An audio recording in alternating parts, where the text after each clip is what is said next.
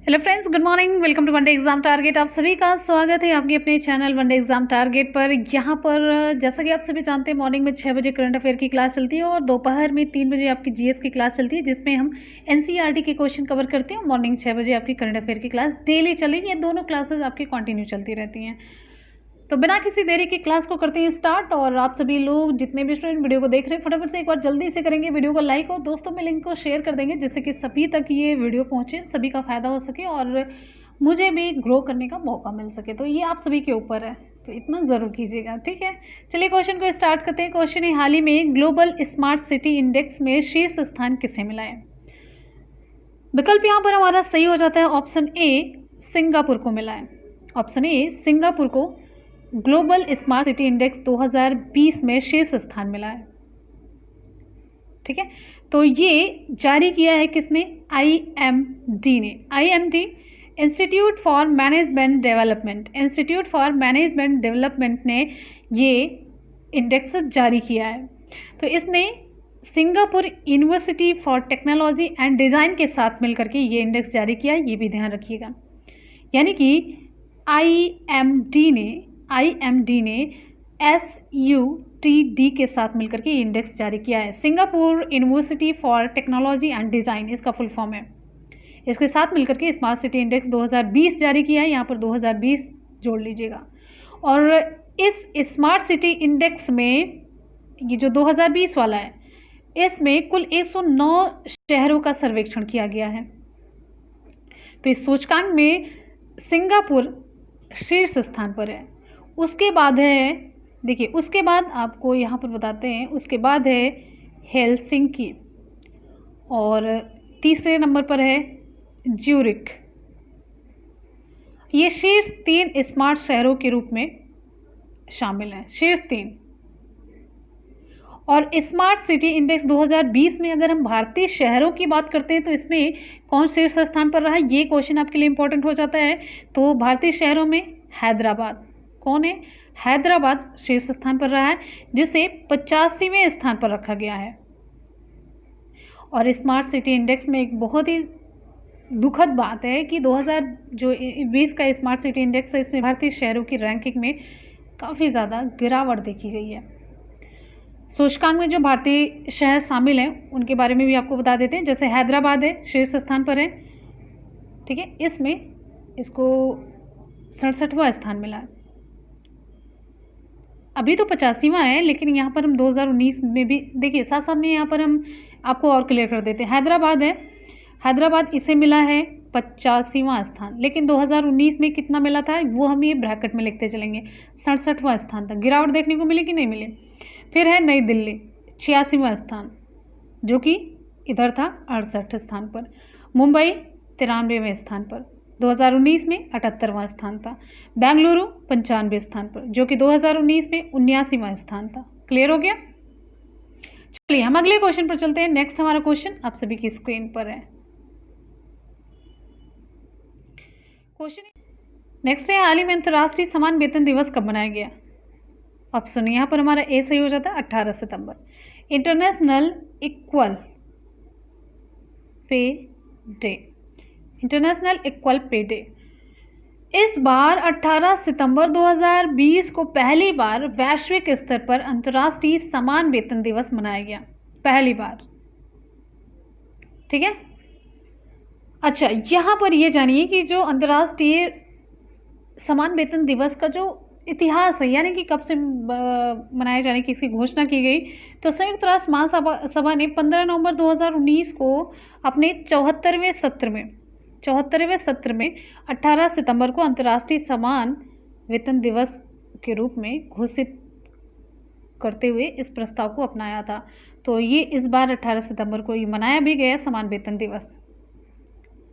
Clear है? चलते हैं हम अगले क्वेश्चन पर। नेक्स्ट हमारा क्वेश्चन आप सभी की स्क्रीन पर है। क्वेश्चन है, हाल ही में किसने अपना ड्रीम्स होम लोन योजना का शुभारंभ किया? अपना घर ड्रीम्स, ये एक योजना है, होम लोन योजना। इसका शुभारंभ किस बैंक के द्वारा किया गया? तो विकल्प यहाँ पर हमारा सी सही हो जाता है, आईसीआईसीआई होम फाइनेंस के द्वारा। तो आईसीआईसीआई होम फाइनेंस ने ये होम लोन योजना शुरू की, जिसका नाम है अपना घर ड्रीम्स लिख देते हैं। अंग्रेजी में भी आप ऐसे ही मिले देखेंगे, अपना घर ड्रीम्स, ये है इसकी योजना। और यहाँ पर आपको बता देते हैं, इस योजना में 2 लाख रुपए से 50 लाख तक का ऋण दिया जाएगा। ठीक है, चलिए अगले क्वेश्चन पर हम चलेंगे। नेक्स्ट हमारा क्वेश्चन आप सभी की स्क्रीन पर क्वेश्चन है, हाल ही में रिजर्व बैंक के किस पूर्व गवर्नर का निधन हो गया? ऑप्शन यहाँ पर हमारा सही हो जाता है ऑप्शन सी, अमिताभ घोष। ये भारतीय रिजर्व बैंक के पूर्व गवर्नर थे, इनका भी हाल ही में निधन हो गया। और इनके बारे में एक इम्पॉर्टेंट फैक्ट है, ये भारतीय रिजर्व बैंक आरबीआई में, रिजर्व बैंक ऑफ इंडिया में सबसे कम समय तक काम करने वाले गवर्नर रहे। इन्होंने 15 जनवरी 1985 से 4 फरवरी 1985 के दौरान 31 दिनों के लिए भारतीय रिजर्व बैंक के गवर्नर के रूप में कार्य किया था। और ये भारतीय रिजर्व बैंक में किस नंबर के गवर्नर रहे थे? तो 16वें नंबर के गवर्नर रहे थे। अच्छा, प्रेजेंट टाइम में आरबीआई के गवर्नर कौन है और किस नंबर के गवर्नर हैं? चलिए, शक्तिकांत दास, लेकिन किस नंबर के गवर्नर है ये आपको कमेंट सेक्शन में कमेंट करके बताना है। ठीक है, चलिए अगले क्वेश्चन पर चलेंगे। नेक्स्ट हमारा क्वेश्चन है, हाँ यहाँ पर आपको एक होमवर्क भी देते हैं, आरबीआई का मुख्यालय कहाँ पर है? आरबीआई के जो गवर्नर है प्रेजेंट टाइम में कौन है? मैंने बताया किस नंबर के हैं, ये आपको बताना है। तो यहाँ पर इसका ये भी बताना है हेडक्वार्टर कहाँ पर है और इसकी स्थापना कब हुई। हम सब कुछ डिटेल में बता चुके हैं, इसलिए आपसे पूछ रहे हैं कि आप लोगों के भी दिमाग में कुछ चीज़ें फीड हो रही हैं या फिर ऐसे ही उड़ी जा रही हैं। क्लियर है? चलिए अगले क्वेश्चन पर चलते हैं। नेक्स्ट हमारा क्वेश्चन है, हाल ही में किस सरकार ने आर्थिक स्पंदन ऋण वितरण कार्यक्रम का शुभारंभ किया? आर्थिक स्पंदन ऋण वितरण कार्यक्रम का शुभारंभ किस सरकार के द्वारा किया गया? ऑप्शन यहाँ पर हमारा ए सही हो जाता है, कर्नाटक सरकार। तो कर्नाटक सरकार, कर्नाटक के मुख्यमंत्री कौन है? आपको हम कई बार बता चुके हैं, कर्नाटक के मुख्यमंत्री हैं वीएस येदियुरप्पा। तो वीएस येदियुरप्पा ने विभिन्न सहकारी संस्थानों के माध्यम से 39,300 करोड़ रुपए के ऋण को वितरित करने के लिए आर्थिक स्पंदन कार्यक्रम की शुरुआत की। और इस योजना के तहत कृषि के क्षेत्र में 15,300 करोड़ रुपए का वितरण किया जाएगा, जबकि गैर कृषि क्षेत्र में 24,000 करोड़ रुपए वितरित किए जाएंगे। तो क्लियर हो गया, 15 और 24। ठीक है, 39, यहाँ पर देखिए 39,300 में से 15,300 कृषि क्षेत्र में और जबकि गैर कृषि क्षेत्र में 24,000 करोड़ रुपए की राशि रखी गई है। ठीक है, मुख्यमंत्री ने 50 लाभार्थियों को ऋण का चेक सौंपकर कार्यक्रम का शुभारंभ किया। उन्होंने सहकारी संस्थाओं को यह ऋण कोविड-19 और बाढ़ के समय लोगों की मदद करने के लिए दी है। किस लिए दी है आपको पता चल गया। आर्थिक स्पंदन ऋण वितरण कार्यक्रम ये शुभारंभ किया गया किसके द्वारा? कर्नाटक सरकार के द्वारा। कर्नाटक के मुख्यमंत्री वीएस येदियुरप्पा हैं, राज्यपाल कौन है? वजुभाई वाला हैं। और कर्नाटक के नेक्स्ट हमारा क्वेश्चन है, हाल ही में सोवरेन बॉन्ड जारी करने वाला दुनिया का पहला देश कौन सा बना है? ऑप्शन यहाँ पर हमारा डी सही हो जाता है, मैक्सिको। तो संयुक्त राष्ट्र द्वारा निर्धारित सतत विकास लक्ष्यों से संबंधित जो सोवरेन बॉन्ड होता है, राष्ट्रीय बॉन्ड, इसे जारी करने वाला मैक्सिको दुनिया का पहला देश बन गया है। ध्यान दीजिएगा, मैक्सिको दुनिया का पहला ऐसा देश बन गया है। अब यहाँ पर देखिए कुछ इंपॉर्टेंट फैक्ट मैक्सिको के बारे में जान लेते हैं। मैक्सिको की राजधानी, मैक्सिको की कैपिटल क्या है? मैक्सिको सिटी है। मैक्सिको की मुद्रा क्या है? मैक्सिकन पेसो है। मैक्सिको के राष्ट्रपति कौन है? Andres Manuel Lopez Obrador. लिख देते हैं, एंड्रेस मैनुअल लोपेज ओब्रेडोर। ठीक है, ये है यहाँ के राष्ट्रपति। आ जाते हैं हम अगले क्वेश्चन पर। क्वेश्चन है, हाल ही में जाने माने किस आयुर्वेद चिकित्सक का निधन हुआ? ऑप्शन यहाँ पर हमारा बी सही हो जाता है, PR कृष्ण कुमार। ये तमिलनाडु के प्रमुख भारतीय आयुर्वेद चिकित्सक PR कृष्ण कुमार थे, इनका अभी हाल ही में निधन हो गया। और ये प्रतिष्ठित कोयम्बटूर आर्य वैद्य फार्मेसी AVP के संस्थापक और प्रबंध निदेशक होने के साथ साथ कोयम्बटूर के प्रसिद्ध अविनाशिलिंगम विश्वविद्यालय के कुलपति भी थे। और एक इम्पॉर्टेंट फैक्ट, भारत सरकार ने इन्हें चिकित्सा में इनके योगदान के लिए वर्ष 2009 में इन्हें पद्मश्री से सम्मानित भी किया। ठीक है, आ जाते हैं हम अगले क्वेश्चन पर। इतना ही इम्पोर्टेंट फैक्ट इनसे रिलेटेड जानिए, जो ज़रूरी था मैंने आपको बता दिया। नेक्स्ट क्वेश्चन हमारा है बहुत ही इम्पोर्टेंट क्वेश्चन है, हाल ही में विश्व जल निगरानी दिवस कब मनाया गया? विकल्प यहाँ पर हमारा ए सही हो जाता है 18 सितंबर। तो वर्ष 2003 से 18 सितंबर को विश्व स्तर पर वर्ल्ड वाटर मॉनिटरिंग डे यानी कि विश्व जल निगरानी दिवस मनाया जाता है। लिख देते हैं वर्ल्ड वाटर मॉनिटरिंग डे मनाया जाता है। अच्छा, इसका उद्देश्य क्या है, क्यों मनाया जाता है? कोई भी दिन मनाए जाने का उद्देश्य होता है। तो ये दिन दुनिया भर में जल की निगरानी और जल संसाधनों की सुरक्षा में लोगों की जागरूकता और भागीदारी को बढ़ावा देने के लिए मनाया जाता है। जल के संसाधन जितने भी आप ज़्यादा यूज मत करिए, सुरक्षित रखिए, आगे की पीढ़ी भी काम में ले सके, काम में यूज कर सके उसको। ठीक है, सबसे इम्पोर्टेंट एक क्वेश्चन बनता है इससे रिलेटेड, इस वर्ष के विश्व जल निगरानी दिवस 2020 का विषय क्या है? विषय है सॉल्व वाटर। ये इस बार का विषय है, ध्यान दीजिएगा, इम्पोर्टेंट है। अच्छा, इस दिन की शुरुआत साल 2003 में अमेरिका के स्वच्छ जल foundation, America's clean water foundation के द्वारा ये शुरू की गई थी। कुछ इंपॉर्टेंट फैक्ट जानिए इससे रिलेटेड। अंतर्राष्ट्रीय जल संघ के अध्यक्ष कौन है? अध्यक्ष हैं डायने डी अरेज। अंतर्राष्ट्रीय जल संघ का मुख्यालय कहाँ पर है? यूनाइटेड किंगडम के लंदन में है। अंतर्राष्ट्रीय जल संघ की स्थापना कब हुई? 1998 में हुई। जल पर्यावरण महासंघ के अध्यक्ष कौन है? जैकलिन ए जॉरेल हैं। जानते चलिए, क्वेश्चन यहाँ से पूछा जाता है, जल पर्यावरण महासंघ की स्थापना कब हुई? 1928 में हुई। जल पर्यावरण महासंघ का मुख्यालय कहाँ पर है? संयुक्त राज्य अमेरिका के वर्जीनिया में है। मैंने यहाँ पर काफ़ी इंपॉर्टेंट फैक्ट आपको बताया। पहला बताया अंतर्राष्ट्रीय जल संघ के अध्यक्ष कौन है? डायने डी अरेज हैं। फिर है अंतर्राष्ट्रीय जल संघ का मुख्यालय कहाँ पर है? तो यूनाइटेड किंगडम के लंदन में है। अंतर्राष्ट्रीय जल संघ की स्थापना कब हुई? 1998 में हुई।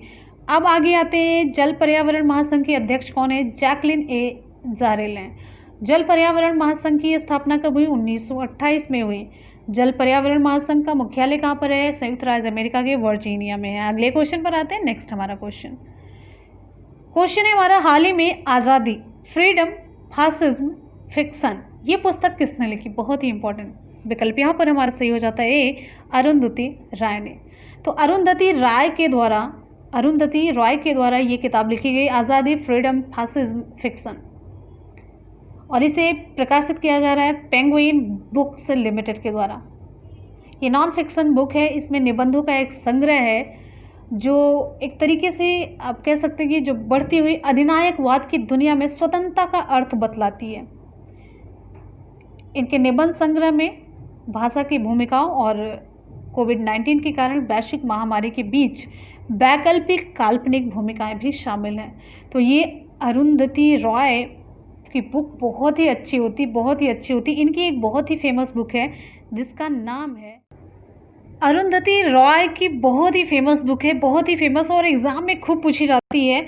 ये है the God of small things. Note कर लीजिए, the God of small things.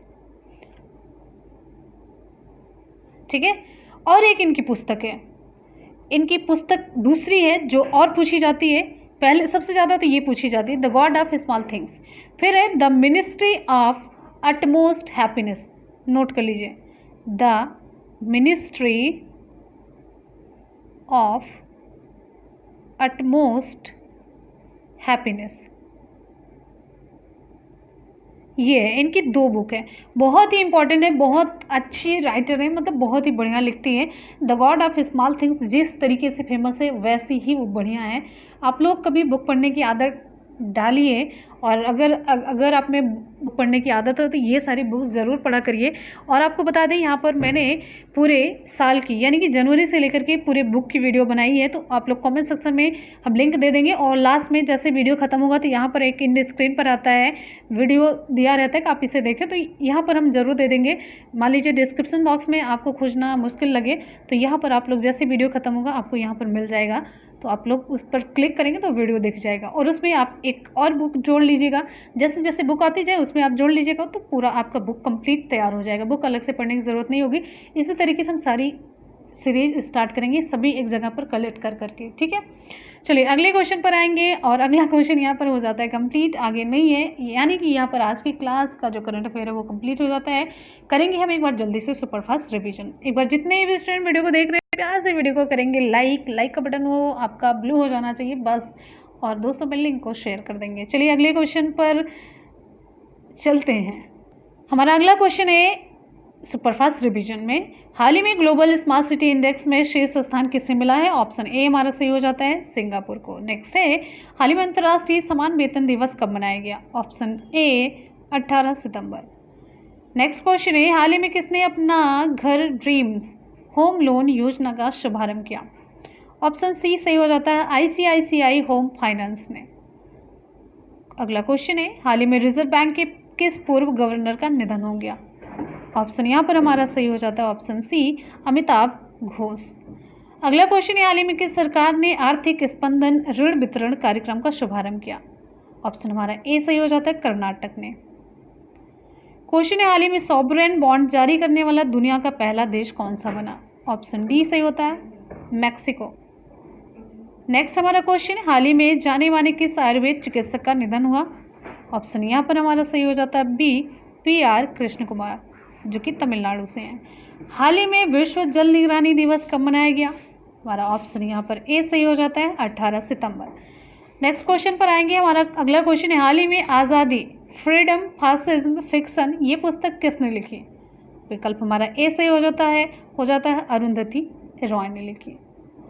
तो फ्रेंड्स यहाँ पर आज का क्वेश्चन कंप्लीट होता है, और साथ साथ में सुपरफास्ट रिवीजन भी हम लोगों ने कर लिया कंप्लीट। चलते हैं कल के क्वेश्चन की तरफ। कल का जो हम लोगों ने करंट अफेयर पढ़ा था उसका भी हम लोग रिवीजन करते हैं, ये डेली का हमारा रूटीन है। आज का भी रिवीजन, कल का रिवीजन, और वीकली लास्ट में हम लोग संडे को रिवाइज करते हैं जितने भी पूरे वीक में करंट अफेयर देखे हुए होते हैं। तो चलिए चलते हैं कल के क्वेश्चन के सुपरफास्ट रिवीजन की तरफ। हमारा क्वेश्चन है, हाल ही में फिमिसिनो एयरपोर्ट 5 स्टार कोविड-19 रेटिंग पाने वाला दुनिया का पहला एयरपोर्ट बन गया, ये कहाँ पर स्थित है? ऑप्शन हमारा ए सही हो जाता है इटली में। नेक्स्ट क्वेश्चन है, हाल ही में IBSA के विदेश मंत्रियों की वर्चुअल बैठक की अध्यक्षता किसने की? ऑप्शन यहाँ पर हमारा सही हो जाता है वेरी गुड, ऑप्शन बी सही हो जाता है एस जयशंकर ने। नेक्स्ट क्वेश्चन है, हाल ही में सांसदों के वेतन में 30% की कटौती का बिल कहाँ पर पारित हुआ? ऑप्शन सी सही हो जाता है लोकसभा में। हमारा नेक्स्ट क्वेश्चन आप सभी की स्क्रीन पर है, हाल ही में UBS सिक्योरिटीज़ ने वित्त वर्ष 2021 में भारत के GDP कितने % रहने का अनुमान जताया? तो ऑप्शन हमारा यहाँ पर ए सही हो जाता है -8.6 की गिरावट का अनुमान लगाया। क्वेश्चन है, हाल ही में किस देश के पूर्व राष्ट्रपति मौसा त्रोए का निधन हो गया? ऑप्शन यहाँ पर हमारा सही हो जाता है ऑप्शन बी माली गणराज्य के ये पूर्व राष्ट्रपति थे। फिर अगले क्वेश्चन पर आएंगे, हाल ही में 4थे वैश्विक आयुर्वेद शिखर सम्मेलन का उद्घाटन किसने किया? विकल्प सही हो जाता है हमारे उपराष्ट्रपति हैं option C M Venkaiah Naidu ने। और इसका जो शिखर सम्मेलन का विषय था ये था emerging opportunities for Ayurveda during pandemic. Next question पर चलेंगे। हमारा अगला क्वेश्चन आप सभी के लिए है, हाल ही में ऑनलाइन पोकर प्लेटफॉर्म 9 स्टैक्स ने किसे अपना ब्रांड एम्बेसडर बनाया? ऑप्शन हमारा बी सही हो जाता है सुरेश रैना को। क्वेश्चन है, हाल ही में वर्ल्ड बैम्बू डे अथवा विश्व बांस दिवस कब मनाया गया? ऑप्शन यहाँ पर हमारा सही हो जाता है world bamboo day, option A सही हो जाता है 18 सितंबर को मनाया गया। तो यहाँ पर कल के करंट का भी सुपर फास्ट रिवीजन हम लोगों ने कर लिया। कल मैंने जो सवाल पूछा था आप सभी को उसका जवाब भी मिल चुका है। चलते हैं हम आज के सवाल की तरफ। आज का सवाल आप सभी के लिए, हमारा आज का सवाल है, हाल ही में आज़ादी, फ्रीडम, फासिज्म, फिक्शन ये पुस्तक किसने लिखी? विकल्प हमारे यहाँ पर कौन सा सही होगा, और इनके द्वारा जो लिखी गई बुक है वो भी आप, अगर मैंने 2 बताई तो आप उसमें एक और बढ़ा करके ज़रूर कमेंट सेक्शन में बताएंगे। और चलिए, चेतन भगत की आप 2 कोई फेमस बुक ज़रूर बताएंगे। पाउलो कोएल्हो की बुक, वो भी आप कमेंट सेक्शन में कमेंट करके बताएंगे। और ये ऑप्शन तो सही है ही नहीं, आपको बताना है। चलिए, चेतन भगत का आप लोग बता दीजिएगा। पाउलो कोएल्हो की एक हम बुक बताते हैं जो कि बहुत ही फेमस है, अल्केमिस्ट है।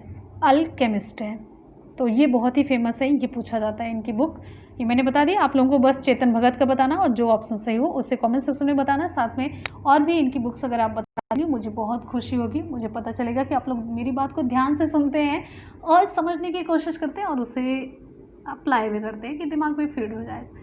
तो फ्रेंड्स, आज की क्लास आपको कैसी लगी? हमेशा की तरह अपना फीडबैक जरूर दीजिएगा। चलिए मिलते हैं फिर नेक्स्ट वीडियो में, तब तक के लिए good bye and take care. Thank you so much, love you all, bye bye and take care. जय हिंद।